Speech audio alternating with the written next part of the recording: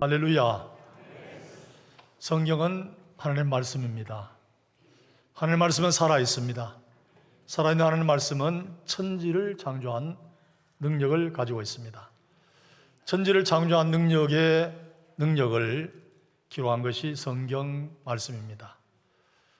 이 예언의 말씀을 읽는 자와 듣는 자와 그 가운데 기록한 것을 지키는 자들이 보고 있나니 때가 가까움이라. 요한계시록 1장 3절에 말씀하고 있습니다. 읽으면, 들으면, 그리고 지키면 복을 받는다 그랬습니다. 그 복이 삶의 능력으로 나타납니다. 말씀을 통해서 복을 받으면 기도가 능력으로, 또 찬양의 능력으로, 또 전도가 능력으로, 또 사랑의 능력으로, 삶의 전반 모든 분야 예외 없이 하나님의 말씀이 능력으로 미치지 않는 부분이 없습니다. 그래서 우리는 이 능력의 말씀을 늘 붙드셔야 됩니다. 하나님은 천지를 창조하셨는데 그때 능력의 말씀으로 창조하신 후에도 하나님이 여전히 그 능력의 말씀으로 천지를 다스리고 계시는 거예요. 다양한 방법으로, 다양한 수단으로 능력이 나타나도록 그렇게 만드시는데, 그래서 우리는 이 하나님의 말씀을 떠나서 살아갈 수가 없는 거예요. 일단은 하나님께서는 집중적으로 그 능력을 성경에 담아놓고 있어요. 그래서 우리는 이것을 언제나 가까이 해야 되는 거예요. 하나님의 말씀이 나타나는 여러 가지 능력을 이 시간에 세세히 다 말씀드릴 수 없고 한 두세 가지를 줄여서 말씀드리면, 하나님의 말씀의 능력은 우리에게 믿음을 갖게 하고 우리를 구원을 얻게 하고 우리 영생을 얻게 하는 줄 믿습니다. 너무 놀라운 거예요. 로마서 10장 17절에 보면, 그러므로 믿음은 들음에서 나며 들음은 그리스도의 말씀으로 말미암았느니라 그랬습니다. 들을 말씀이 있어야 듣지요. 그게 그리스도의 말씀이라는 거예요. 그 말씀을 들을 때 믿음을 얻게 되어지고, 믿음을 얻음으로 말미암아 구원을 받고 구원받음으로 영생을 얻게 되어지는 겁니다. 우리가 어떤 위인들의 책, 삶에 도움이 많이 됩니다. 심지어 영혼의 양식이 됩니다. 위로도 받고 힘도 얻습니다. 좋은 길, 어떤 좋은 아이디어도 얻을 수가 있습니다. 그러나 어떤 위인의 그림이며 위인의 책이 우리들에게 예수가 그리스도다, 예수가 하나님의 아들이라는 이 구원의 진리를 보여주지는 못합니다. 오직 성경만이 예수가 하나님의 아들 되심과 그리고 예수가 구세주 되심을 우리에게 보여주면서 우리에게 성도로서, 아니 인생으로서 땅 위에 피조물로 살아가야 할 마땅한 길을 우리에게 제시하고 있기 때문입니다.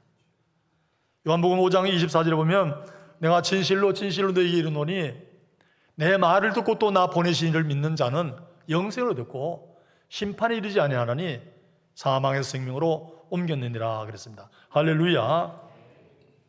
말씀을 듣고 믿음으로 영생을 얻는다는 사실은 너무 신비에 속한 일입니다. 요즘 장수하는 분들 어떻게 하면 병도 걸리지 않고, 어떻게 하면 늙지도 않고, 어떻게 하면 죽지도 않고 영원히 살 수가 있을까? 사람들에게 일어나는 그 세포 분열이 일생을 두고 정해져 있다는 거예요. 총수가 정해져 있다는 거예요. 세포 분열이. 그런데 이제 그 염색체 맨 끝에 텔로미어라는 게 있는데, 이 텔로미어를 연장시키면 불사한다는 거예요.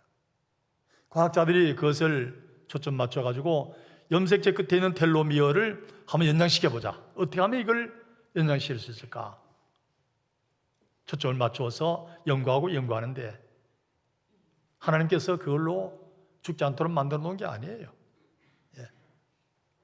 제가 지난밤에도 오늘 새벽에도 전할 말씀의 영생을 생각하면서 이거 정말 신비에 속한 거다. 예수 믿음으로 구원을 받고 예수 믿음으로 영생을 얻는다는 사실은, 이거는 어떤 철학적 논리 가지고도, 어떤 과학적인 진리 가지고도 물증을 제시할 수 없는, 아니 여기 이 사람 목사도 그거를 증명할 수가 없어요. 증명할 길이 없는 거예요. 이적 중에 이적, 신비 중에 신비, 기적 중에 기적이기 때문에 예수 믿음으로 우리가 영생을 얻는다는 사실을 어떻게 그걸 증명할 수 있습니까? 이거는 증명이 안 되는 거예요. 그래서 우리는 믿을 수밖에 없는 거예요.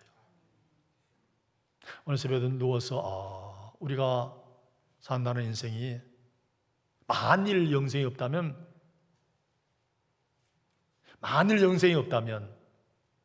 만일 믿음으로 영생을 받지 못한다면 이 세상에서 끝나면 어떻게 되는가? 끝없이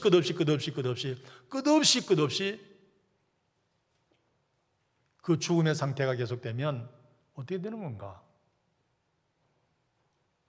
그냥 너무너무 허무하고 너무너무 황망하고 가슴이 답답하고 누웠다가도. 그런데 하나님께서는 우리에게 도리를 주셔서 믿게 만드시고 구원 얻게 만드시고 그 다음에 우리의 영생을 얻게 하셨다는 사실은 너무너무 감사하고 고맙고 찬양하고 하나님 앞에 두고 우리가 이 한 가지 놀라운 도리 가지고도 붙들고 일생을 살면서 우리는 감사할 수밖에 없는 겁니다. 하나님의 말씀을 믿음으로 영생을 얻는데 그 능력의 말씀을 가지고 하나님이 창조하셨는데 지금도 하나님은 그 말씀을 받고 예수 믿으면 재창조의 역사가 우리에게 생명으로 나타나도록 그렇게 만드시는 거예요. 요한복음 20장 31절에 보면 오직 이것을 기록하면 너희로 예수께서 하나님 아들 그리스도의 심을 믿게 하려 함이요 또 너희로 믿고 그 이름을 힘입어 생명을 얻게 하려 함이니라 그랬습니다. 왜 성경 말씀을 기록했는가? 예수 믿으라고. 왜 믿는가? 믿음으로 영생을 얻게 하기 위해서. 믿음으로 영생을 얻도록 하기 위해서 했다는 거예요. 벤나라는 소설 영화 여러분이 잘 알고 있습니다. 루 월리스라는 분은 본래 예수를 안 믿은 분입니다. 그가 기독교를 극렬히 반대하면서 기독교가 거짓이다, 기독교가 인류에 입힌 폐해가 엄청나다 하는 이런 생각을 초점을 맞추어서 좀 연구해서 기독교를 박살내야 되겠다. 성경을 읽고 연구하고 이런 가운데 심경의 변화가 일기 시작하는 거예요. 성경을 읽는데 흙으로 지어진 연약한 존재가 그 지식이 뛰어나고 재능이 뛰어나면 얼마일까? 하나님 말씀과 부딪히는데 말씀과 부딪힐 때 결국은 자신을 발견하게 되어지고 거기서 고꾸라지는 겁니다. 그래서 거기서 중생을 거듭나는 중생을 체험하게 되고 진리를 깨닫고 이제는 그가 갖고 있는 그 글 솜씨에 이 재능을 가지고 하나님을 어떻게 하면 더 많은 사람에게 알릴까 하는데 일생을 바치게 되었다는 거예요. 벤허를 쓴 후에 그는 이렇게 말했습니다. 겸허한 마음으로 두려움을 갖고 글을 쓰고 있는 나 자신을 나도 모르게 발견했습니다. 그랬어요. 성경 연구하다가 결국은 성경을 선전하고 알리고 널리 홍보하는 모습으로 바꾸면서 자신의 경험한 모습을, 말씀 앞에 겸허한 모습을, 그리고 자기가 두려움에 사로잡혔다 했는 사실을 자신을 깨닫게 되었다는 그런 얘기예요. 이후에 몇 때도 얘기했습니다만 미국의 오리곤주 포틀런트라는 곳에서 목회하던 후키라는 목사님이 있는데 어느 날 아침 일찍 그 지역 병원으로부터 전화 한 통을 받았다 그럽니다. 지금 죽어가는 한 환자가 급히 와달라는 전화였다 그래요. 그래서 부랴부랴 병원으로 달려갔는데 갔더니 간호사가 병실 커튼을 내리고 그 다음에 그 마지막 숨거둘 리치라는 환자가 입을 열기 시작했습니다. 목사님 감사합니다. 제 삼촌도 목사님인데 제 삼촌이 하나님 얘기할 때마다 저는 듣지 않았습니다. 그리고 제 아내는 교회 다니는데 아내가 저를 데리고 가려고 했지만 저는 가지 않았습니다. 제 일생은 죄가 가득 차 있는 사람입니다. 그때의 목사님이 말했습니다. 당신이 당신이 지은 죄를 깨닫고 그렇게 고백한다면 그 죄는 해결됩니다 하면서 죄 용서의 성경 구절을 인용해서 읽어주고 그 다음에 그분을 하나님에게 맡기는 그런 기도를 하고 또 그분을 안돈시켰어요. 예수 믿겠냐? 예수 믿도록 만들고 예수님 영접하도록 만들고 그리고는 이제 왔는데 곧 죽는다는 사람이 안 죽는 거예요. 이분이 날이 가니까 점점 건강이 좋아지기 시작하더니 몇 주 후에 퇴원을 하게 되었어요. 마침내 퇴원했어요. 그리고는 8년 동안 거의 매주일 빠지지 않고 열심을 다해서 교회를 다니게 되었습니다. 그러다가 마지막에는 심장마비로 세상을 떠났다는 아쉬움이 있습니다. 어쨌든 이제 그분을 어느 날 장례를 치르고 돌아서는데 알지 못하는 어떤 분이 목사님, 후키 목사님이 리치 병실에 처음으로 오셨을 때에 저는 바로 그 병실 옆베드에 누워 있었습니다. 목사님이 성경 구절을 읽으실 때에 저는 다 적었습니다. 제가 그 성경 구절을 적어가지고 저도 예수 믿고 지금 구원받았습니다. 목사님 고맙습니다. 감사합니다.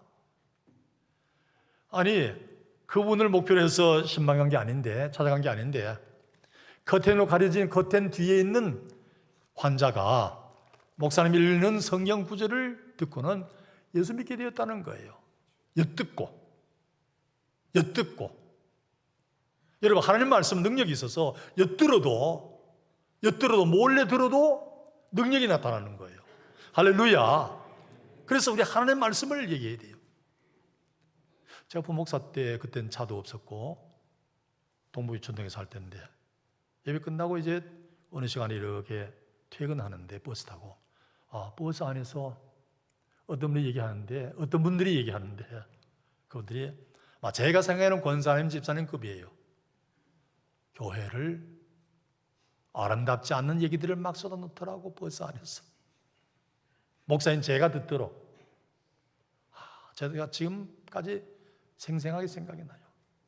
81년도 교회 갔다 오면서 아니잖아요. 승용차, 자가용 승용차도 아닌데 여러분이 서로가 하나님의 말씀을 얘기하면 옆에서 앉아있는 사람이 엿듣고 구원받게 될 줄 믿습니다.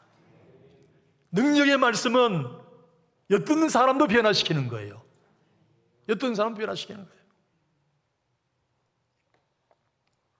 둘째로 하나님의 말씀은 우리 마음을 변화시키고 인도하는 능력을 갖고 있습니다. 제가 심부했던 그 청암교회에는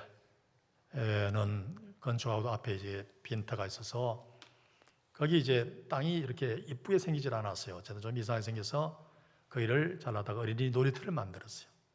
어린이 집에 놀이터가 이제 실내만 있어서 만들었는데 아이들이 이제 낮 시간에는 와서 놀기도 하고 그랬는데 저녁이 되면 중학생급의 아이들이 모여들기 시작하는 거예요.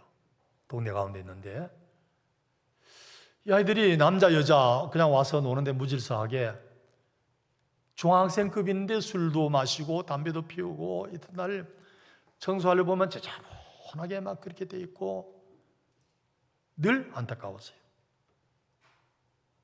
그래서 결국은 어린 놀이터를 다른 데로 옮겨서 애들이 이렇게 이용할 수 없도록 만들고 거기다 교육관을 지었는데 그때 제가 이 아이들이 왜 어두운 곳을 찾아와야 되나? 어두운 시간대에 왜 거기 찾아와야 되느냐? 이유는 밝은 대낮에 할 수 없는 나쁜 짓들을 하기 위해서 어두운 시간대에 어두운 마음을 가지고 거기 와서 했던 거예요. 참 안타까운 거예요. 어느 방송인지 어서와 한국은 처음이지 하는 그런 재미있는 프로가 있었어요. 한국을 처음 방문하는 한 3명씩 이렇게 초청해서 한국을 소개시키는 그런 프로그램이었죠. 근데 한국에 와서 유학하는 학생이 부모님을 모셔다가 아마 그 부모님은 스웨덴인가 노르웨이인가 그쪽에서 왔어요. 와서 관광을 하고 이렇게 하는 가운데 어느 시간대에 밤길을 걸으면서 그 부모님들이 깜짝 놀라는 거예요. 대낮같이 밝은 가로등 밑에서 어떤 그 아가씨 같은데 쓱 지나가는 걸 보고, 혼자 지나가는 걸 보고, 아니, 이 한국은 밤인데도 여자가 혼자 저래 다녀도 괜찮으냐, 안전하냐, 그걸 묻는 거예요. 그러니까 그 아들이 하는 얘기가 한국은 아무 문제 없다고. 여러분, 아무 문제 없는 나라에 우리가 살고 있어요. 한국은 밤길을 여자분들이 다녀도, 혼자 다녀도 아무 문제 없는 이런 안전한 나라에 살고 있어요. 그런데 다른 나라는 그렇지 않다는 거예요. 미국 갔다 온 분들은 아시잖아요. 미국은 약간 으슥한 데라도 밤에 혼자 다니기가 부담스럽잖아요. 어느 순간에 막 그냥 총이 나올지, 어떤 사람 만날지. 예. 미국만 그런 게 아니라 다른 나라는 안전치 못해요. 대한민국은 정말로 안전한 그런 나라예요. 하나님께 복 주신 것이죠. 환경적으로 어두우면 어두운 생각이 마음속에 들어가는가 봐. 그 어두운 생각을 가지고 어두운 짓들을 하게 되는가 봐요. 밝은 대낮에 못하는 짓들을 이 환경이 어두우면 어두운 짓들을 하는 거예요. 그러나 주의 말씀은 내 발의 등이요 내 길의 빛이다 그랬어요. 주의 말씀은 등이 되고 빛이 되어서 어두움의 여지를 두지 않은 거예요. 주님의 말씀이 여러분 마음속에 심겨지면 어두움의 마음 상태를 변화시켜서 건강한, 건전한 모습으로 바꿀 뿐만 아니라 우리를 인도하는 그런 역할을 하는 거예요. 뿐만 아니라 하나님의 말씀은 우리가 걸어야 할 길을 비춰주는데 말씀 자체가 길이기도 합니다. 말씀 자체가 길이에요. 그래서 우리가 걸어갈 때 말씀은 길을 놓아줘. 때로는 좁기도 하고 때로 위험하기도 하고 힘들기도 하지만은 말씀의 길은 생명의 길이기 때문에 이 말씀을 떠나는 것은 마치 기차가 레일을 탈선한 것 같이 위험천만한 일이거든요.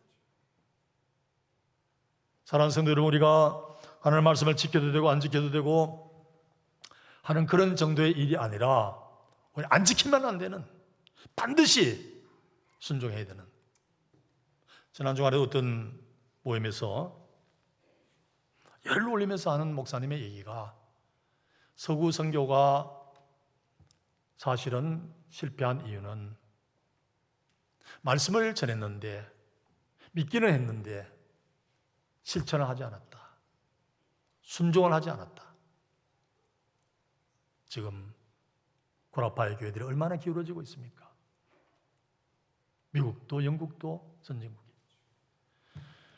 말씀을 전하고 믿긴 했는데 그걸 실천 삶으로 옮겨가지 않았기 때문에 비롯된 결과다. 그분은 그렇게 얘기하더라고요. 참 상당히 근거 있는 얘기라고 싶었어요. 맞아. 우리가 읽고 듣고 그 다음에는 순종해야 되잖아요. 살아야 되잖아요. 삶으로 연결되어야 되잖아요. 예. 음악가 핸델은 교회를 다니긴 했어도 술을 좋아하고 쾌락으로 방탕한 생활을 늘 했다 그래요. 그런데 어느 날도 본드를 만들어 술에 취해서 귀가했는데 편지가 한 통화 있어서 뜯어봤더니 친구에게서 시를 써서 이 시에 맞는 곡을 좀 붙여달라고 그런 편지가 왔어요. 알고 봤더니 그 시는 순수한 시가 아니고 이사야 40장 말씀이었어요. 위로하라, 위로하라, 내 백성을 위로하라.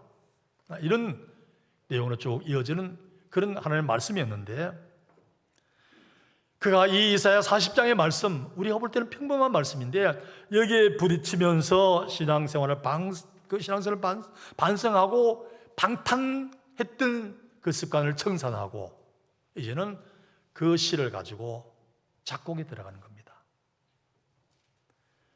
핸델의 나이 56세 때 1741년 8월 달에 작곡이 들어가는 거예요. 오직 이 말씀 근거에서 중심에서 작곡을 하는데 그 다음 9월 15일에 그 명곡 메시아를 결국은 작곡하게 되었어요.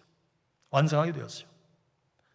많은 작곡가들에게 찬사를 받았고 시대를 초월해서 이 시대에도 우리는 그 메시아곡이 울릴 때마다 심금을 울리는, 감동을 주는, 왜냐하면 말씀에 부딪힌 그 핸델이 바꿔진 새 사람이 되어서 능력 있는 말씀으로 곡을 작곡하래 그렇게 바꿔졌던 겁니다. 할렐루야. 예. 말씀 한마디에 방탕한 삶이 깨끗하게 청산되고 정리되었다는 거예요. 셋째로 하나님의 말씀은 영적 싸움에서 승리를 가져오는 능력입니다. 여러분 마태복음 7장에 보면 예수님 사역 속에 40일 금식하시고 난 뒤에 마귀에게 시험을 받습니다. 마귀는 곧 사탄입니다. 사탄이나 마귀나 같은 말이고, 그 다음에 귀신들, 악령들, 공룡근세자들 뭐 영들 많은데, 마귀 사탄은 같은 이름이에요.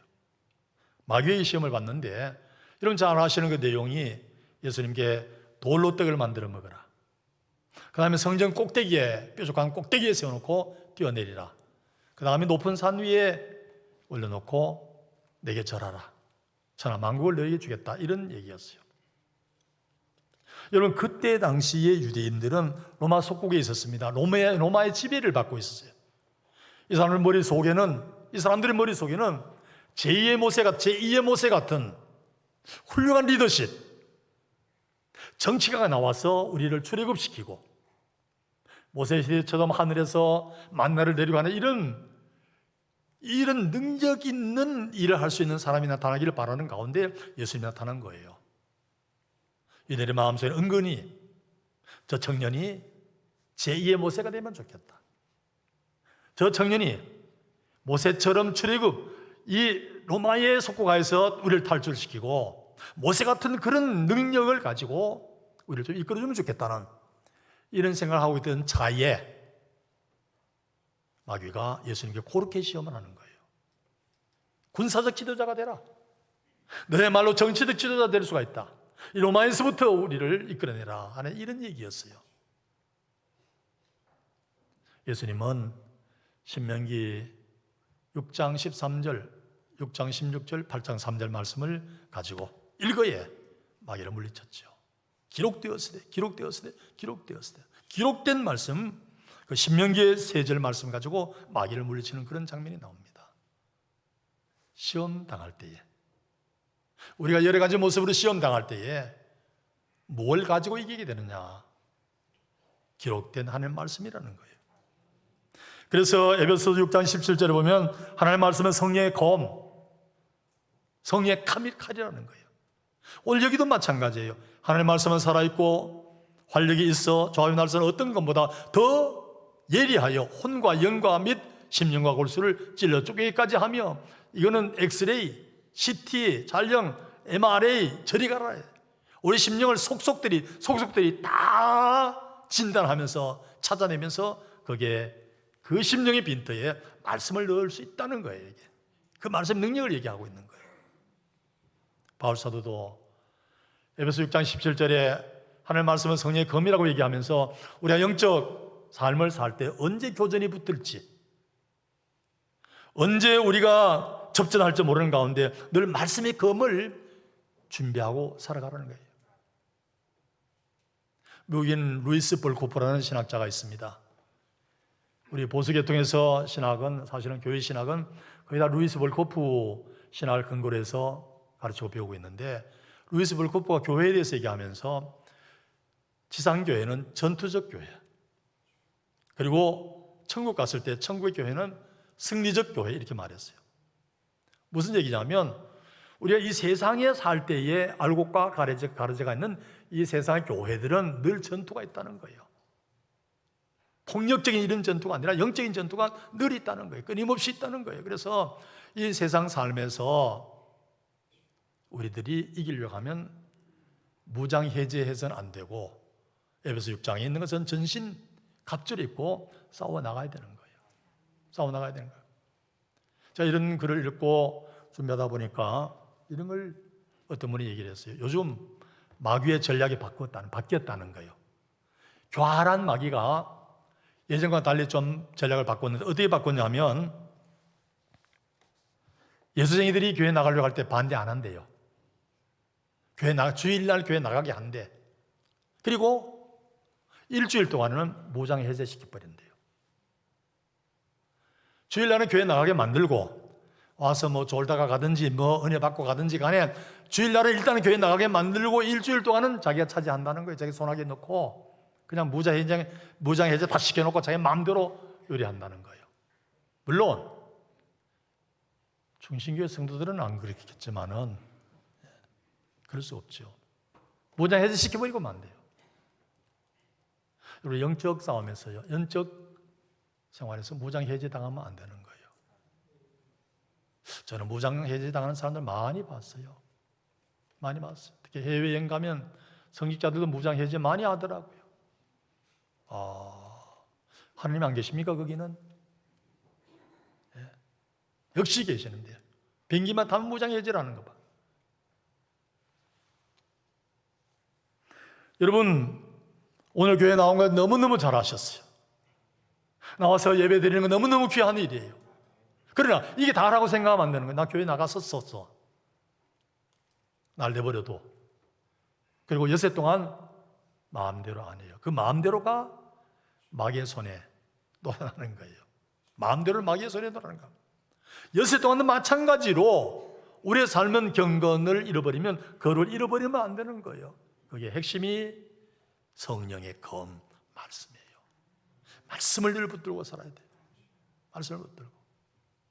아침에 일어나시면 기도하시고 신문 보기 전에, TV 열기 전에 먼저 말씀과 접하면서 우리 육체가 먹어야만 건강하고 살아갈 수 있는 것처럼 우리 영혼도 마찬가지로 영의 양식, 하나님의 말씀을 먹어야 되는 거예요. 이 말씀을 먹어야 우리가 살아갈 수 있는 겁니다. 아니면 끊임없이 사탄의 공격을 받을 수밖에 없는 겁니다.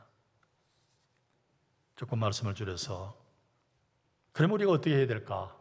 아까 말씀드린 대로 요한계시록 1장 3절에 있는 것처럼 이 예언의 말씀을 읽는 자와 듣는 자와 그 가운데 기록한 것을 지키는 자들이 읽고 듣고 지켜야 되는 거예요. 읽고 듣고 지켜야 되는 거예요. 소설같이 한번 읽었어 나 성경 한번 읽었었다 이게 안 되는 거예요.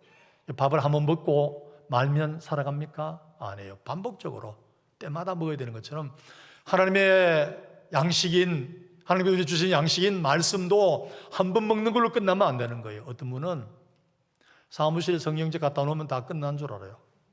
갖다 놔도 되는 게 아니에요. 읽어야 돼요. 자동차 뒤에 성경책 싣고 다닌다고 능력이 나타나는 게 아니에요.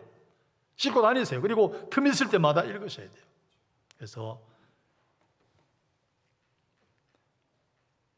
위편삼절이라는 말이 있다. 위편삼절. 공자가 가죽끈으로 묶어진 주역을 가죽끈이 3번 끊어질 정도로 많이 읽었다. 그런 얘기를 해요. 그래서 어떤 분은 그런 얘기합니다. 성경책이 지저분하면 마음이 깨끗하고 성경책이 깨끗하면 마음이 더럽고. 근데 저는 그걸 인정 안 해요. 왜냐하면 요즘 성경책이 하도 좋은 게 많이 나와가지고요. 전 자꾸 사거든요. 그래서 이게 신구약 성경하고 찬송까지 다 들어서 이렇게 얇은 책이. 신약은 이렇게 나오는 거예요. 목사님이 신약만 들고 다니는 거 아니에요. 다 들어있어요, 이게. 못 보셨죠? 한 목사님 처음 봤죠? 예. 이런데 내 깨끗하다고 저 목사 마음 더럽구나. 물론 그렇게 얘기할 사람은 없겠지만 본래 저는 더러운 사람이니까 없겠지만은 예전엔 그랬어요. 예전에는 성경책이 더러우면 마음이 깨끗하고 성경책이 깨끗하면 마음이 더럽다. 안 읽었다는 그런 얘기예요. 조지 물러라는 사람에 대해서 지난번에 한번 말씀드린 적이 있습니다. 영국인. 그분은 살아생전에 25,000번 기도 응답을 받았다고 했습니다. 와, 그것도 세웠어 또. 그런데 5,000번은 24시간 안에 응답받았다는 거예요. 그런데 그 이면에 이분이 성경을 200번 읽었다는 거예요. 성경 200번 읽었는데 그 중에 100번은 무릎을 꿇고 읽었다는 거예요. 하나님 말씀 앞에 내가 할 수 있으면 내가 겸손으로 존중히 여기면서 말씀을 받들어 읽어야 되죠. 이런 얘기입니다. 이런 무엇보다도 일단은 성경 말씀 많이 읽으셔야 됩니다. 많이 읽으셔야 돼요. 하루에 몇 장 읽고 주일에 몇 장 읽고 이런 얘기도 합니다만은 어쨌든 성경을 많이 읽으셔야 돼요. 저는 요즘 같은 때는 성경을 많이 읽혀지지가 않더라고요. 왜냐하면 조금 읽다가 자꾸 걸리는 게 많아가지고 또 연구하고 또 살펴 또 묵상하고 이러다 보니까 저같이 많이는 못 읽어요. 저는 그 교회 심호할 때마다 군에 있을 때도 그렇고 부산에 있을 때도 그렇고 성도들에게 성경을 많이 읽을 수 있는 기회를 많이 만들어줬어요. 병원부대에 근무할 때는 3개월 입원 기간이 돼가지고 3개월 동안 성경 한번 읽기, 신약 한번 읽기 해서 장동 57병원에서 열심히 성경을 읽혔어요. 부산서도 그랬고 서울서도. 독서 계절이 오면 먼저 성경을 읽는 거예요. 40일 동안 성경을 읽자. 기본이 한 번인데 1등을 하면 명예전당 같은 교회 요람에다가 이름을 올려주고 반지 하나 주고 금반지 하나 주고. 그런데 가을이 너무 바빠가지고 이제는 1월 1일부터 40일 동안 읽는데 40일 동안 집중 읽기를 합니다. 그러면 막 열심히 읽는 분들 얼마나 열심히 읽는지 몰라요. 열심히 읽고. 어떤 분은 밥 먹는 거 외에는 성경만 읽어요. 어떤 집사님 왜 새벽기도 안 나오냐 하니까 성경 읽으라고 새벽기도 나갈 시간이 없다는 거예요. 어떤 분은요, 지하철 2호선 타고 자리 잡아서 끝날 때까지 거기서 읽어요. 지하철 2호선이 뭔지 압니까? 지하철 2호선은 시발역도 없고 종착역도 없어요. 한 번 타면 그냥 계속 돌기만 하는 거예요. 그거 타고 40일 동안 읽어가지고 그분이 1등을 했어요. 야, 참 대단한 사람이죠. 어떤 분은 그분은 부산서 청년인데 30대 청년이에요. 어느 중학교, 고등학교 전교 1등 했는데 산에 서품 갔는데 애들이 그냥 장난하다가 밀쳤는데 바위에서 떨어졌어요.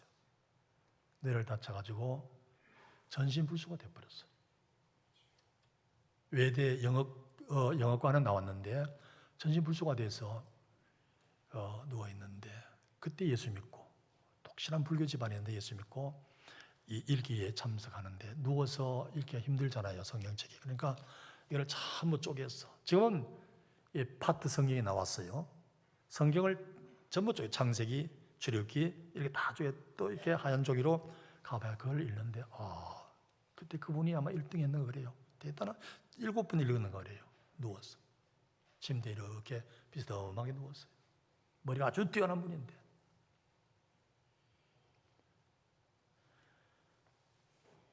이런 모습으로 읽었는데 지금도 기억합니다. 신기록을 낸 분이 있는데 40일 동안 10독을 했어요. 10번을 읽었어요. 40일 동안에. 성경이 1200장이거든요. 챕터로 1200장인데 40일 동안에 10번을 읽으면 며칠 만에 한 번 읽어야 돼요? 4일 동안에 한 번 읽어야 돼요. 4일 동안에 성경을 한 번 읽어야 돼요. 4일 동안에 성경을 한 번 읽으려면 하루에 300장을 읽어야 돼요. 상상됩니까? 아예 성경 안 읽어본 분들은 그게 무슨 감인지 감도 오지 않겠지만 성경을 하루에 300장을 읽는 거예요. 300장을. 그래서 4일 동안에 1독하고 10독을 해요. 10독을.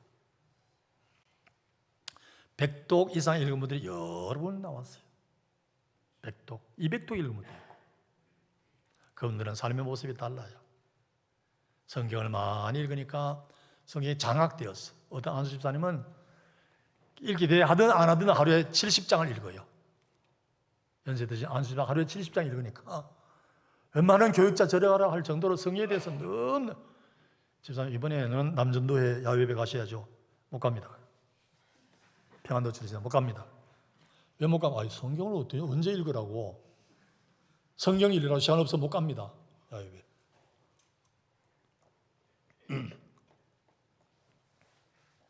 하루에 70장씩 평생 읽었던 분이에요.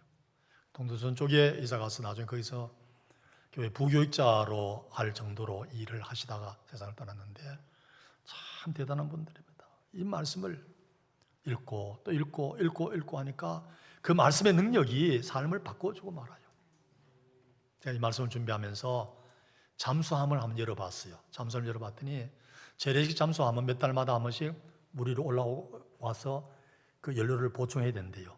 잠수함이. 근데 핵잠수함, 원자력 잠수함은 몇 년, 물속에 몇 년씩 있어도 다시 연료 보고할 필요도 없대요. 핵잠수함은.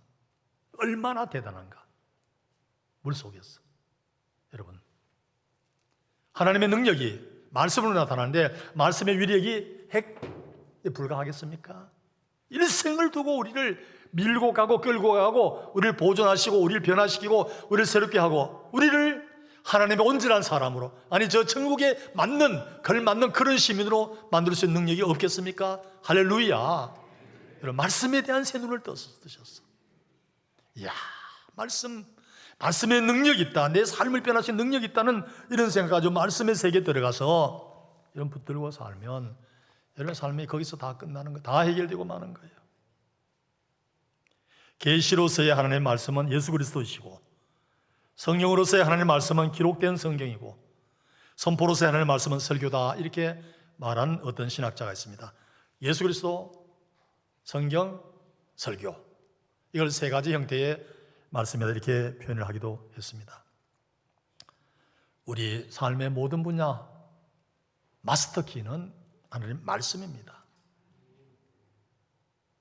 우리 애들 보고 그런 얘기를 했더니 애들이 아빠, 그래도 아니잖아요. 무슨 얘기냐 하면 폰에 말씀이 다 들어있잖아요. 그죠? 거기에 찬송은 다 들어있잖아요. 아빠, 목사님에 대해서 성경책 안 들고 다니세요. 나는 이제 시티에서 목자교회 갈 때는 성경책 따로 안 들어요. 폰이 다 있으니까. 여기도 오면 저기 다 나오잖아요. 그죠? 찬송가 다 나오고 자막 다 나오고. 그러면 성경책 안 들고 다니는 사람은 믿음이 약한 사람입니까? 믿음이 흔들리는 사람입니까? 믿음이 자합합니까? 그래서 사실 내가 처음에 와가지고 찬송가도 들었어요. 저기 나오지만 난 찬송가 여러분들 보여주려고. 그런데 그게 무슨 의미가 있습니까? 저기 다 나오는데, 찬송가 성경도 나오는데. 괜찮아요. 여러분, 찬송가 안 들고 성경책 안 들고 다니는 사람 보고 욕하지 마세요. 그죠? 청신교회 성도들은 수준이 높으니까 욕 안 해도 괜찮아요. 들고 다니면서 안 읽어보다가, 한 절도 안 읽는 사람 보다가 폰에 담겨있는 성경 말씀 읽는 사람이 100배나 낫잖아요. 괜찮아요. 폰으로 들고 다녀서. 저도 처음에는 현역 때는 어떤 목사님이 폰만 들고 왔더라고요. 그래서 저 사람 벌써 좀 이상하다 이랬는데 지금 나도 그렇거든요. 물론 이건 안 해요. 우리 교회 세미나 인도하러, 재직 세미나 인도하러 오시는 목사님이 오면서 그 목사님 성경책 하나 빌려줘 이래요. 성경책을 하나 빌려달래. 세미나 인도하러 온 목사님이. 거기서 은혜 다 떨어졌어요. 그런데 사실 그분은 영어 성경을 들고 다니는 분이에요. 교인들이 읽어줘야 되니까 그냥 성경책 하나 빌려달라. 그래도 그건 아니지. 세미나 인도하는 분이. 그런 일이 있어요. 그러니까 그 목회가, 내가 여기서 이야기는 좀 그렇지만 목회가 안 되더라고. 안 되더라고. 머릿속에 안만 들으면 뭐합니까? 예. 자, 오늘 말씀 맺으면서요, 2부는 좀 길게 한 것 같아서 좀 줄입니다. 어쨌든 제가 좋아하는 성경 구절이 딱 3절이 있거든요. 저쪽 교회에서 얘기도 안 했어요. 여러분들이가만 얘기해 드리는 거예요. 3절 딱, 나는 이거 늘 붙들고 사는 거예요. 어떤 경우도.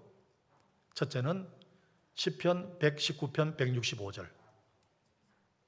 외우는 분 있어요? 시편 119편 165절. 누구 찾는 분 빨리 한번 읽어보세요.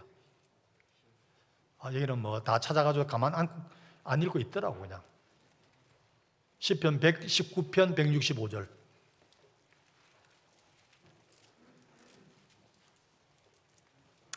자, 이제 같이 읽겠습니다. 시작. 주의 법을 사랑하는 자에게는 큰 평안이 있으니 그들에게 장애물이 없으리이다. 그렇습니다. 주의 법을 사랑하는 자에게는 큰 평안이 있어서 장애물이 인생에 장애물이 없다는 거예요. 사업에 장애물이, 학업에 장애물이 없어. 어떤 경우도 주의 법을 사랑하면 큰 평안이 가득 차서 장애물이 갈 때마다 다 지워지는 이런 역사가 있기를 축원합니다. 저는 어떤 대통령이 큰 휘호를 썼는데 대도무문, 그래서 대도무문, 큰 길에는 문이 없다, 이런 멋있다 그랬는데 그거보다 이게 훨씬 더 멋있어요. 주의 법을 사랑하시면 장애물이 없어요. 두 번째는 역대하 16장 9절인데 여러분 찾기가 좀 힘드니까 제가 읽어드릴게요. 역대하 언제 찾겠어요? 여호와의 눈은 온 땅을 두루 감찰하사 전심으로 자기에게 향하는 자를 위하여 능력을 베푸시나니. 하나님이 그 눈을 가지고 전 세계를 두루 살펴보는데, 역대하 16장 9절, 전 세계를 살펴보는데 거기에 마음을 다하여 하나님을 향하는 자에게 하나님 능력을 부여한다는 거예요. 누가 하나님을 전심으로 찾습니까? 기도하는 사람이에요. 전심으로 하나님을 찾는 거예요. 어떤 마음을 품지 않고 오직 하나님을 향하여 찾을 때 하나님께서 그래 내게 능력 주게 하고 능력을 베푼다는 거예요. 얼마나 귀한 말씀입니까? 셋째는 이사야 41장 10절 말씀입니다. 이사야 41장 10절 말씀은 두려워하지 말라 내가 너와 함께 함이니라 놀라지 말라 나는 내 하나님이 됨이니라 내가 너를 굳세게 하리라 참으로 너를 도와주리라 참으로 나의 어른 오른손으로 너를 붙들리라. 저는 이사야 41장 10절 말씀은 제가 늘 마음에 품고 특별히 설교할 때 올라오기 전에 찬양대 찬양하는 동안에 저는 그 말씀을 외우고 또 생각합니다. 저는 부족합니다. 하나님 붙들어 주세요. 도와주세요. 굳세게 해주세요. 제가 단에 올라가서 말씀을 전할 수 있도록 해주세요 하고 하나님 앞에 붙드는 말씀이 이사야 41장 10절 말씀입니다. 제가 49년 동안 교육전도사부터 목사를 했습니다. 21살 때부터 했으니까 49년 동안 했는데 늘 붙들고 있는 말씀입니다. 나를 굳세게 하시고 나를 도와주시고 나를 붙들어 주시는 것이 말씀이라는 거예요. 말씀에 대한 일화들은 너무너무 많지만은 짧은 시간에 드릴 수가 없고요. 이제 중신의 사랑하는 성도 여러분, 말씀의 사람으로 여러분 삶의 어떤 난관도 말씀 가까이 다가가고 말씀을 통해서 공급받으면 승리할 줄 믿습니다. 자비하신 아버지 하나님, 우리 중신의 사랑하는 성도들 하늘 말씀에 붙잡힌 삶을 살게 하셔서 읽고 듣고 실천하는 복된 삶을 늘 살아갈 수 있도록 인도하여 주시옵소서. 예수님의 이름으로 기도하옵나이다. 아멘.